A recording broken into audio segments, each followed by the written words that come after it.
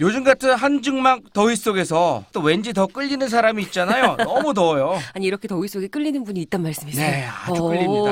왠지 그럴 것 같아요. 사이다 같은 느낌. 낭낭하면서도 턱 쏘는 목소리. 또 웃음소리가 들으면 정말 시원해집니다. 청량감을 느끼게 됩니다.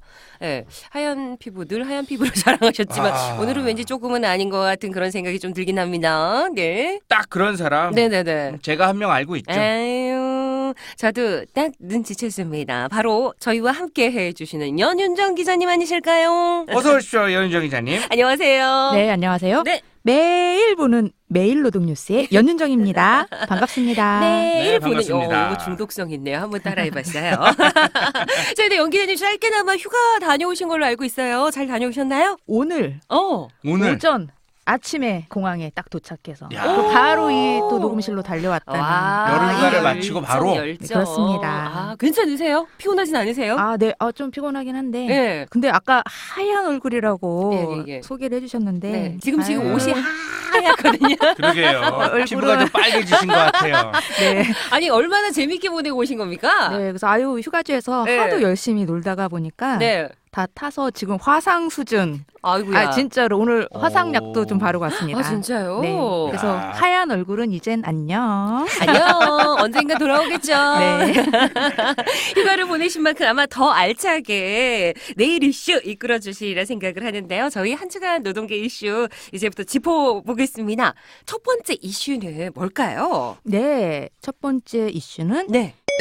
해묵은 노동과제 해결되나입니다. 해묵은 노동과제 해결되나? 네. 이거 뭔가 많은 의미가 담겨져 있을 것 같아요. 이거 제가 네. 기억하실 것 같은데 4월 4월 둘째 주 방송에서 네. 제가 소개한 적이 있는 이슈인데요. 음. 그때 이제 고용노동행정개혁위원회가 출범했다라고 제가 소개를 했는데 네. 네. 8월 1일 9개월간의 활동을 마치고 최종 조사 결과를 발표했고요. 네. 그 내용을 오늘 조금 짚어보겠습니다. 네네네. 8월 2일 YTN, JTBC, KBS 뉴스. 고용노동부 장관의 자문기구로 내부 적폐 청산을 목표로 활동했던 고용노동행정개혁위원회가 9개월간의 활동을 마치고 최종 조사 결과를 발표했습니다. 고용노동행정개혁위원회가 전교조 법외노조 통보를 철회하라고 권고했습니다. 고용부도 공감의 뜻을 밝혀 전교조 합법화에 물꼬가 들 전망입니다. 연봉 7천만 원을 받는다는 근로자들이 불법 파업을 벌이는 안타까운 일이 벌어졌습니다. 파업 중인 유성기업 노동자들을 비난하는 내용의 대통령 연설. 이 연설의 배경에는 창조 컨설팅이 있었다는 것이 고용노동행정개혁위원회 조사 결과입니다. 그럼 이제 그동안의 활동을 이제 마쳤다라는 거죠? 그렇죠. 그럼 고용노동행정개혁위원회는 고용노동부의 적폐청산위원회 성격이라고 우리 연정 기자님 조금 전에 말씀해 주셨는데요.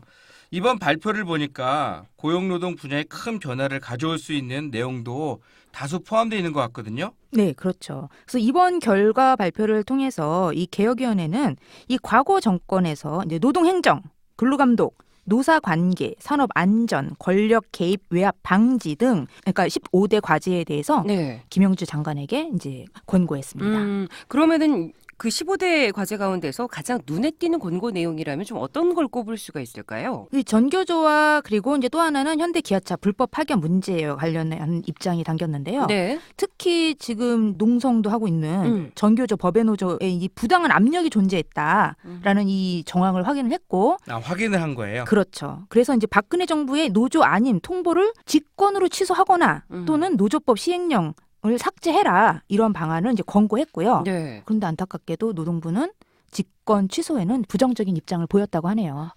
노동부가 직권 취소에 부정적인 입장을 보였다. 그러면 그 시행령을 개정하는 쪽으로 좀 분위기가 간다라는 말씀이실까요? 네네. 상대적으로 이제 김영주 장관은 네. 이제 시행령 개정에 무게를 두고 있다고 하고요. 네. 이렇게 말했다고 하네요. 이제 사법적 다툼이 진행되는 과정에서 박근혜 정부가 법외노조 통보를 했던 것과 같은 방식으로 행정 조치를 취소할 수는 없다. 이제 법령상 문제가 되는 조항을 개정하는 것이 재발을 방지하는 근본적인 해결책이다라는 입장을 밝혔습니다.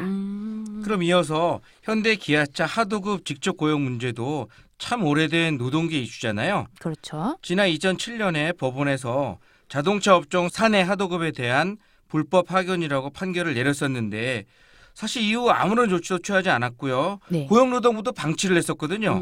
이번에 이 문제에 대한 해결 의지를 강하게 우리 요구한 것 같은데. 네, 맞습니다. 그러니까 이제 10년 넘게 풀리지 않고 있는 현대 기아차 불법 파견과 관련해서도 네. 법원 판결에 따라 직접 고용 명령을 내리고 당사자 간 협의, 중재 등 적극적인 조치를 취해야 한다라고 개선위원회는 권고했습니다. 아, 그렇군요. 권고 내용까지 이렇게 짚어주셨는데 또 중요하게 저희가 들여다볼 문제가 있다라면 어떤 게 있을까요? 네. 아마도 정말 이 이름 귀에 착착 달라붙을 텐데 네, 어떤 창조 컨설팅. 이 악덕 기업 아니야? 악덕 그냥 저기 예. 노무법인. 그렇죠. 그래서 이 창조 컨설팅과 이제 정부기관 간 유착관계 네. 이 문제를 개선위원회가 짚었는데요. 이제 좀 내용을 보면은 노조 탄압으로 악명을 떨친 이 창조 컨설팅에 대해서도 이제 조사를 했습니다. 네. 그런데 이 창조 컨설팅과 정부기관 간 유착관계가 이제 환노위 이 국정감사에서도 과거에 드러난 적이 있는데 이게 이번에 재확인된 거고요. 더더구나 더 충격적인 소식은 네. 이명박 전 대통령의 라디오 연설문을 이 창조 컨설팅이 대필했다라는 사실이 확인됐다고 합니다. 오, 그게 이명박 사- 대통령의 연설문을 네. 대필했다고요? 네, 저도 너무 충격적이네요, 진짜. 이게 그러면 그렇게 대필된 내용이 어떤 내용이었을까요? 네, 2011년 네. 금속노조 유성기획 지회에 그 파업에 대해서 대통령이 이렇게 라디오 연설을 했는데 연봉 7천만 원을 받는다는 근로자들이 불법 파업을 벌이는 안타까운 일이 벌어졌다. 이렇게 말을 했거든요. 아. 이제 당시에도 이 사실관계를 왜곡했다라는 네, 네. 논란도 있었고 네. 그리고 고액 연봉자는 파업하면 안 되냐. 이 대통령의 이 비틀린 노동관에 대해서 비난이 쏟아졌는데 네, 네. 세상에 이걸 창조 대필이. 컨설팅이 어. 대신 썼다. 어. 이런 겁니다. 실로 진짜 어이구 죄송합니다. 어머 얼마나 충격적이셨으면 세상에. 목이 메이네요. 이제 네. 이게 말이 됩니까 이게? 네. 그리고 연 기자님 네. 노동 적폐라고 하면 법률 취지를 벗어난 잘못된 행정 지침이나 행정 해석도 빼놓을 수 없잖아요. 그렇죠. 네. 그리고 지난해 폐기됐던 2대 지침이 사실 대표적인 건데 네, 네. 이런 게 한두 가지가 아니다. 네. 그 이대 지침 문제가 이제 가장 컸었던 건데 네. 또 있었죠. 또요. 네. 바로 근로시간 면제 한도 적용 매뉴얼 문제인데요. 네. 그 노동계는 이제 그동안 근로시간 면제 한도 적용 매뉴얼은 대표적인 노동 기본권 침해 사례다라고 이제 꼽아왔거든요. 그래서 유정엽 한국노총 정책실장은 근로시간 면제 한도 적용 매뉴얼은 근로시간 면제자라는 개념을 자의적으로 만들었고 그리고 법률에 근거 없이 인원 제한을 통해 노조의 자주성을 침해했다. 네. 그러면서 상급단체 파견, 쟁의행위와 관련된 업무를 근로시간 면제 대상 업무에서 제외하는 등 위임 입법의 한계를 넘어선 내용을 다수 포함시켜 헌법에서 보장한 노조의 자주성을 침해했다라고 지적을 했습니다. 그러면 이 근로시간 면제 지침이 네. 지난번에 폐기된 2대 지침 이 폐기된 것처럼 이번엔 어떻게 될까 아무래도 관심사가 되겠죠. 네. 고용노동행정개혁위원회가 정부에 개선을 요구했었던 그런 과제들을 짚어봤습니다. 근데 어찌 생각하면 과제라는 게요. 사실 네. 안 해도 그만인 거 아닌가요? 과제니까. 네. 네. 예. 그러니까 오래 들어 묵혀온 것 같기도 하고 그렇다면 이제 어떻게 흘러갈 것인가 그 향후 방향에 대해서도 좀 생각을 해봐야 될 것 같아요. 그렇죠. 예. 이게 정확하게 네. 이제 짚어주셨는데 굉장히 방대한 내용에 대해서 아주 세밀한 권고안을 네. 이게 냈다는 자체에는 아주 큰 의미가 있습니다. 그렇죠. 그런데 방금 짚어주신 대로 이거는 네. 권고. 음. 강제성이 없는 거죠. 그쵸. 권고라는 한계를 가지고 있다는 게 문제고요. 권고를 받은 노동부 그리고 이제 문재인 정부가 얼마나 의지를 가지고 이 개혁의 권고를 이행하느냐가 이제 최대 관건인 거고요. 네. 지금 이제 정교조가 그동안 계속 직권 취소를 해라 이게 이제 얘기를 했는데 이 네. 개혁위원회에서마저도 이 직권 취소를 권고한 거 아닙니까? 그런데 노동부는 또 어렵다 이런 네. 거부 입장을 밝혀서 그렇다면은 이제 시행령 개정으로 간다라면. 이제 최소 9월 국회까지는 안 되겠죠. 이게 일단 국회가 열려야 되니까. 네네네. 네. 그런 아니, 이제 상황입니다. 그렇죠. 이제 과제가 내려졌으니 이게 권고로 끝나면 네네. 사실 뭐 안 될 수 있는 문제 아니에요? 결국은 남은 건 실천의 문제다 생각이 들거든요. 네. 정부가 어떻게든 이 개혁위원회 권고 사항을 풀어나갈지 네. 저희가 두 눈 부릅뜨고 지켜봐야 할 것 같고요. 네. 제 트레이도 막 근데 두 눈 부릅뜨고. 그렇죠.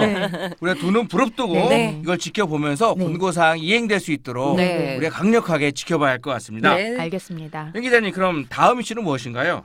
네. 폭염, 네. 폭염, 뭐 111년 만에 최고의 폭염.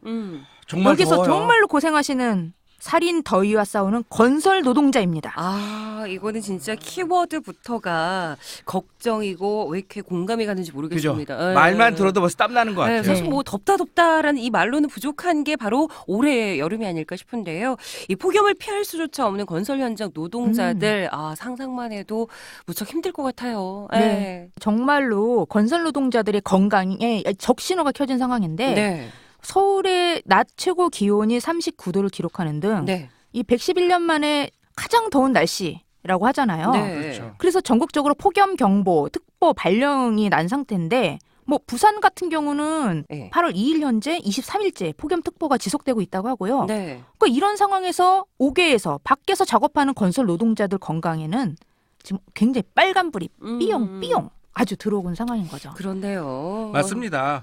7월까지 보고된 온열 질환자만 무려 2,042명이고요. 네. 이 중에서 27명이 목숨을 잃었다고 하던데 솔직히 이런 정도의 더위에서 작업을 한다는 건 죽음으로 내몰리는 거나 마찬가지죠. 일하다가 사망하는 노동자 소식이 들릴 때마다 저로서는 정말 안타까움과 함께 와 더운데 더 뚜껑 열리도록 화가 나고 있어요 지금. 아이고 안 됩니다. 조 소장님은 정말로 네. 또 이 산업안전 분야에서 대가시잖아요. 네, 대가시고 또 이걸 네. 더 가까이서 들으시니까 얼마나 더 안타까워 하실지 짐작이 되고요. 네. 실제로 지금 이제 건설 노동자 사고 사망 소식이 계속 이제 전해지고 있는데 네. 7월이죠. 7월 16일 세종시 한솔동 그 보도블록 공사 현장에서 작업 중이던 노동자가 열사병으로 쓰러져서 이제 병원으로 바로 이송이 됐지만 다음 날 끝내 사망하셨고요. 네. 또 이제 같은 달 21일에는 지상 50m 높이에서 작업하던 타워 크레인 노동자가 폭염에 탈진해 병원에 이송되기도 했습니다. 네. 이외에도 이제 최근 전북의 이제 전주 아파트 공사 현장에서 네. 20년 경력의 베테랑 목수가 무더위에서 계속된 작업으로 정신을 잃고 추락해서 사망했고요. 또 광주에서도 콘크리트 타설 작업을 하던 노동자가 의식을 잃고 쓰러져 병원으로 옮겼지만 네. 하루 만에 사망했습니다. 네. 진짜 안타깝네요. 지금 그래서 계속 이런 상황이 이제 벌어지고 있잖아요. 네. 그래서 네. 조 수장님 네. 정말 너무 안타까운데 네. 또 뭐 어떤 소식도 전해주실 게 없으신가? 좀 이런 경우들을 네, 이런 좀 경우. 가까이서 이 접하시니까요. 건설 노동자들도 안타깝게 사망을 했지만 네. 뭐 얼마 전에 네, 그 SBS 방송 스태프의 그 사망 사고 네. 무더위에 뭐 3일 동안 야외 작업을 하고 나서 네. 사실 사망한 그런 케이스잖아요. 네. 이 방송 현장이 뭐 승조 씨는 이제 방송 촬영도 많이 하시지만 네. 방송 현장에서 특히 야외 이 무더위에서 작업을 하는 것은 굉장히 네. 위험한 거거든요. 그럼요, 목숨까지 잃을 그럼요. 수 있는. 예. 그러니까 같은 곳에서 이제 드라마 촬영을 하면서 야외에서 계속 머무르는 그런 일을 하고 계셨기 때문에 아무래도 직접적으로 건강이라든가 이런 부분에도 분명히 좀 좋지 않은 영향이 있었던 것 같습니다. 그렇죠. 예. 사실 뭐 정부에서도 대책을 마련하고 지침을 내려보냈다 이런 말을 들었는데 이게 과연 실질적인 대책이 될 수 있는 건가, 연 기자님? 사실 시민들의 입장에서도 더위를 느끼고 있기 때문에 걱정이 돼요. 네. 그럼요. 네. 정말 뭐 정말 아주 그냥 정오에는 나가지도 못하잖아요. 그렇죠. 네, 그래서 이제 폭염 경보 시 정부 가이드에 따라서 오후 2시부터 5시 사이에는 긴급 작업을 제외하고는 작업을 중단해야 한다고 하는데 네. 하지만 대부분의 현장에서는 작업이 계속되고 있다고 하고요. 그래서 폭염 관련한 이제 안전 보건 교육을 또 실시하지 않는 곳도 많다고 하고요. 조 소장님 실제 상황은 어떨까요? 실제 이 그 폭염에 대한 그 안전 교육은 거의 이루어지고 있지 않고 있고 내용 또한 사실 부실하죠. 그러니까 그만큼 지금까지는 좀 밀접하다라는 걸 우리가 느끼지 못했던 게 아닌가라는 좀 안타까움, 아쉬움도 좀 남는 부분이긴 해요. 네. 네, 그래서 이제 뭐 건설 노조가 이제 그 설문조사를 했다고 하는데 네. 조 소장님께서 말씀하신 대로 이 건설 노동자의 이제 74.4%가 폭염 관련해서 안전보건 교육을 받은 적이 없다. 답을 했다고 하고요. 네. 또 85.5%는 폭염 경보 속에서도 별도의 작업 중단 지시 없이 일하고 있다라고 답했고 네. 또 절반 가까이 되는 48.4%의 노동자는 폭염으로 본인이나 동료가 실신하거나 이상 징후를 보이는 것을 경험하거나 목격한 적이 있다. 굉장히 위험한 상황을 이렇게 증언하시고 있네요. 네. 사실 이게 현실이고 네. 맞는 얘기인 것 같습니다. 정부가 지난번에 아까 영 기자님 말씀하신 대로 뭐 가이드를 발표를 했잖아요. 네. 근데 이게 참 어이가 없는 거는 정부가 이걸 발표한 그날 그것도 정부 노동부가 있는 고용노동부가 있는 세종시에서 네. 아까 영 기자님 말씀해 주셨잖아요. 그 보도블록 공사 현장에서 노동자가 사망했다라는 맞아요. 거. 네. 결국은 아무리 노동부가 그 가이드를 발표해도 현장에서 지켜지지 않는다는 것이죠. 그래서 결국 대책이 현실성이 없다라는 겁니다. 네. 더위가 발생을 계속 지속을 하면 작업을 중지하는 게 맞고 노동자들에게 충분한 휴식을 제공을 해서 더위로 인한 그 질환을 막고 사망을 예방을 해야 되는 것이죠. 네. 그런데 우리는 안타깝게도 누군가가 죽어야만 겨우 대책이라는 게 그 작동하는 안타까운 현실이 반복되고 있는 거죠. 네. 현실적인 이야기를 조 소장님께서 덧붙여주신 것 같습니다. 네, 영 기자님 어떠신가요? 좀. 그 조 소장님께서 말씀 잘해주셨는데요. 이 정부 대책을 보면 33도가 이제 그 폭염주의보고 이제 35도 그 폭염 경보가 돼서야 그 10분에서 15분씩 쉴 수 있는데 반해서 기상청은 더위 체감 지수를 활용해 5개 작업 중지 기준을 권고하고 있고요. 심지어 군대에서도 29.5도를 초과하면 실외 군사 활동 시간을 단축하거나 군사 활동을 조정하도록 하고 있다고 합니다. 그러니까 이런 상황을 좀 감안해서 좀 더 세밀하고 그 현장 상황을 반영한 아주 디테일한 대책이 필요하고요. 이에 대해서 정부의 관리 감독도 강화돼야 된다라고 이제 보여지고 있습니다. 네, 아마 뉴스 보셨겠지만 그 광화문에서 근무를 해서도 의경도 쓰러져서 그 조치를 취하는 모습을 봤고 그 이후부터 이제 1시간에서 30분 근무 서고 휴식 시간 갖고 이렇게 이제 좀 변화를 줬다 이런 뉴스들도 접할 수가 있었는데 근데 어찌 보면 또 건설 현장의 특수성도 문제가 아닐까라는 생각이 들기도 합니다. 사실 뭐 대부분의 노동자가 하루 일해서 일당이라든지 아니면 건당 이 수수료 체계로 일을 하고 있기 때문에 또 공사 기간에 쫓기는 현장들이 많기 때문에 이 폭염 앞에서도 위험을 무릅쓰는 것은 아닌가라고 이렇게 생각을 하게 됩니다. 예. 네, 그리고 이제 건설 노조에서는 해외에서 활용하는 이제 동절기, 하절기, 장마철에 지급하는 계절 수당을 건설 현장에도 도입하자라고 요구하고 있고요. 계절 수당을 이제 신설을 하면 이렇게 충분한 휴식을 취하고 안전하게 일하면서도 이 임금 감소가 없어지도록 한다라는 이런 내용입니다. 네. 해외에서 지금 활용하고 있는 이 그 계절 수당 참 좋은 제도인 것 같아요. 그래서 우리나라에서도 꼭 이거를 한번 적극 검토할 필요가 있고요. 아까 영 기자님 말씀하신 대로 35도가 폭염 경보잖아요. 근데 지금 서울 온도가 뭐 39도, 뭐 심지어는 40도까지 올라갔다 그러는데 맞아요. 이거는 위험한 거죠. 사망에 이를 수 있는 사실 주의이기 때문에. 그럼요. 이거는 현재 그 산업안전보건법에 있는 작업 중지권 또는 노동자들이 생명의 위험을 느껴서 피할 수 있는 작업 회피권 이런 제도를 적극적으로 활용을 해야 된다. 그래서 이것을 권고가 아니라 산업안전보건법상 의무로 사업자 의무 또는 노동자의 충분한 권리를 이용을 해서 그 폭염으로 인한 그 산업재해가 발생하지 않도록 하는 그러한 그 제도적인 보완책이 좀 마련을 돼야 되겠다라는 생각이 좀 드네요. 전 사실 그런 제도가 있다라는 걸 방금 알았습니다. 소장님께서 말씀을 해주셨어요. 송주 씨도 방송에서 위험한 상황이 오면 작업 중지, 또는 작업 회피 피하셔야 됩니다. 저도 그러겠습니다. 적극 받아드리겠습니다. 네네. 그리고 제가 좀 한 가지 더 이제 말씀을 드릴 게 지금 저희가 이제 녹음하고 있는 이날 그 내년도 최저임금이 이제 최종 결정이 됐고요. 그러니까 결국 재계획 재심의 요구를 받아들이지 않는 것으로 결정이 됐고 이제 확정이 됐다는 확정이 거죠? 된 거죠. 네, 그래서 또 다음에는 또 이 이슈를 좀 다룰 수 있도록 하겠습니다. 알겠습니다. 네, 영 기자님 고맙습니다. 오늘 이제 시간을 마무리를 해야 되는데요. 사실 주위를 살펴보면 위험 무릅쓰고 더위와 정말 사투 어린 노동자들 정말 많습니다. 이웃에게 잠시나마 이 그늘을 내주시고 또 시원한 물 한 잔 권해보시는 게 자연스럽고 당연했던 게 사실은 옛날의 풍경이 아니었을까. 그런 풍경이 좀 그리워지는 시간들이기도 합니다. 관심과 배려로서 사실은 이 더위에 짜증나기 쉽잖아요. 예, 그렇죠. 조금만 관심 가지시고 조금만 참으시면서 이 무더위 잘 이겨내시길 바라겠습니다. 연 기자님, 화나는 일이 있어도 조금은 참으시겠지요, 물론. 예, 연 기자님 오늘 시간 네, 보내드려야 될 것 같네요. 그죠? 네. 너무 휴가를 즐기시다가 화상을 입으셨다 화상. 그러는데 예. 몸 빨리 쾌유하길 바라고요. 네. 오늘도 이 무더운 날씨에 고생 많으셨습니다. 네, 연지정 기자님 고맙습니다. 네, 모두들 건강 유의하시고요. 네, 안녕히 계세요. 네, 다음에 뵙겠습니다. 또 만나요. 왜 안 또 오시는 거죠? 만나요.